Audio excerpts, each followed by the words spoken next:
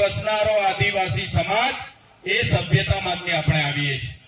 એ હું નથી કહેતો, એ ઇતિહાસકારો કહે છે. તમે જોઈ લો, તમે હડપ્પાની સંસ્કૃતિની વાત આવે એમાં આપણા અવશેષો મળે છે. મેસોપોટેમિયા સંસ્કૃતિની વાત આવે એમાં આદિવાસીના સભ્યતા અને અવશેષો મળે છે. એ સભ્યતા અને એ સંસ્કૃતિ એ સમાજમાંથી આવી છે. ત્યારે જે લોકો આ વિસ્તારમાં અભયારણ્ય લઈને આવ્યા છે, જે લોકો આ વિસ્તારમાં સોલાર પ્રોજેક્ટ લઈને આવ્યા છે, ત્યારે અભયારણ્ય લાવનારા એ જંગલ ખાતા વાળાને પણ હું કહેવા માંગુ છું, આ જમીનો આદિ અનાદિ કાળથી વસનારા અમારા આદિવાસી પૂર્વજોની જમીનો છે. તમારું જંગલ ખાતું 1927માં બન્યું અને તમે જો આ વિસ્તારમાં અભયારણ્ય લાવીને અમારા લોકોને વિસ્થાપિત કરવાની વાત કરશો તો તે દિવસે તમારું જંગલ ખાતું પણ અહીંયા ઉભું નહીં રહેવા દઈએ અમે. જયારે ઉકાઈ ડેમ બનતો હતો ત્યારે આપણા લોકોએ ગામડા ખાલી કર્યા. નર્મદા ડેમ હોય, ગડાના ડેમ હોય, પાનમ ડેમ હોય, તમામ ડેમો વખતે ગામડા ખાલી કરી આપ્યા છે. રોડ આવે, હાઈવે આવે, સરકારી આવાસો આવે, નવી પરિયોજના આવે, એક કાકરાપાડ હોય, સ્ટેચ્યુ ઓફ યુનિટી હોય, જ્યાં પણ સરકારને જરૂર પડી છે, જ્યાં પણ દેશના વિકાસ માટે આદિવાસીનો ભોગ લેવામાં આવ્યો છે, આદિવાસીએ પોતાનો ભોગ આપ્યો છે. ત્યારે આજે સોલાર પ્રોજેક્ટના નામે જે આપણો આદિવાસી ત્યાં પોતાનું જીવન ધોરણ જીવે છે, એ માછલી પકડવાની પ્રવૃત્તિ એ સહકારી મંડળીઓ પર જયારે તરાપ મારવાની વાત આવે ત્યારે તમને અમે આશ્વાસન આપવા માટે આવ્યા છે, તમે એકલા નથી. એ દિવસે ખાલી અહીંથી આહવાન કરજો, અમે ડેડિયાપાડા તો ખરા જ, અંબાજીથી ઉમરગામ સુધીના આદિવાસીઓ ક્યાર સુધી વિસ્થાપિત થશો? આજે પૂરા દેશમાં 1,40,00,000 આદિવાસીઓ આજે ભટકે છે. જુદા જુદા પ્રોજેક્ટોના નામે આજે 1,40,00,000 લોકોને પોતાના ગામ, પોતાના સમાજ, પોતાના સંસ્કૃતિથી છીન ભીન થઈ જવું પડી છે.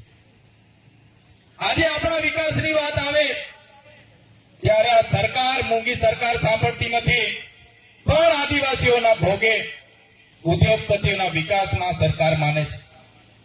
ત્યારે સાથીઓ, એક થવાની જરૂર છે. આજે તમારો વારો છે. વ્યારાવાળાનો વારો આવશે આવનારા દિવસોમાં. કેવડિયાવાળાનો, માલ સામોટ હોય, સાપુતારા હોય, જે પણ પ્રોજેક્ટો આવે છે,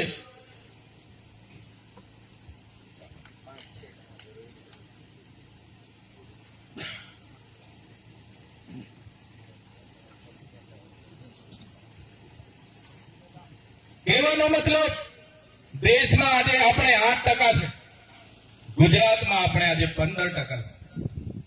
પણ આદિવાસી આજે ધર્મ સંપ્રદાય હોય, પાર્ટી હોય, સંગઠનો હોય, બધામાં વેચાયેલો છે. એક નથી થતો. ઘણીવાર એવું થાય છે કે આજે સોનગઢવાળાનો વારો છે, એ લોકો એમના પર આવશે, એ લોકો જાણે, આપણે નથી જવું. ક્યારેક એવું થાય છે કેવડિયાવાળા જાણે, ક્યારેક એવું થાય કે વ્યારાવાળા જાણે. પણ આપણે સ્ટેચ્યુ ઓફ યુનિટી માટે જમીન સંપાદન થતી હોય, ઉકાઈ માટે લડવું હોય કે વ્યારાની હોસ્પિટલ માટે લડવું હોય, આપણે બધાએ એક થઈને લડવું પડશે. ત્યારે જ આ સરકારને આપણે અહીંથી ખદેડીને રહીશું, નહીં તો આવનારા દિવસોમાં બિસ્તરા પોટલા લઈને મજૂરી માટે તૈયાર થઈ જવું પડશે. સાથીઓ, આજે બધા આગેવાનોએ લિસ્ટ બતાવ્યું. સાચી વાત છે.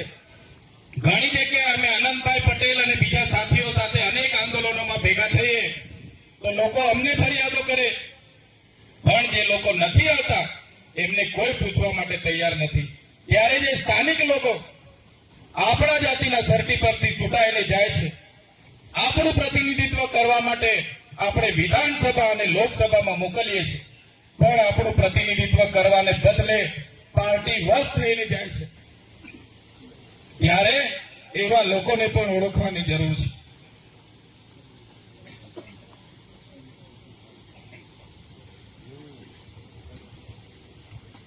રાતે આજે ગાંધીનગર થી મોડા આવ્યા છે એટલે ઉજાગરના લીધે થોડું ઘરું બેસી ગયું છે.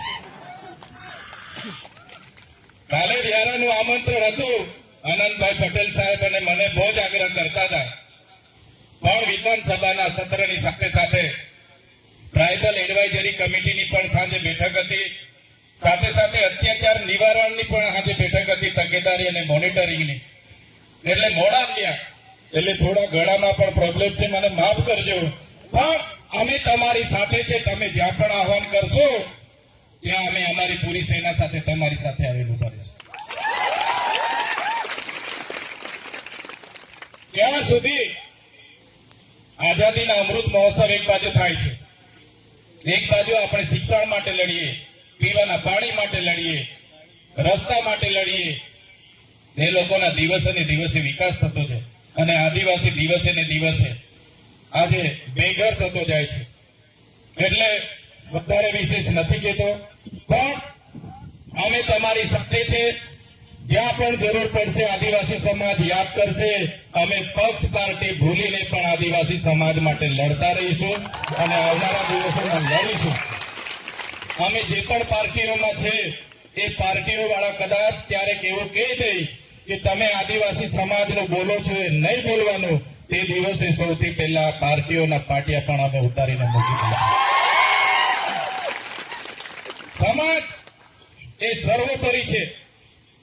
આદિવાસીના જાતિના દાખલા પરથી અમે ચૂંટાઈએ છીએ.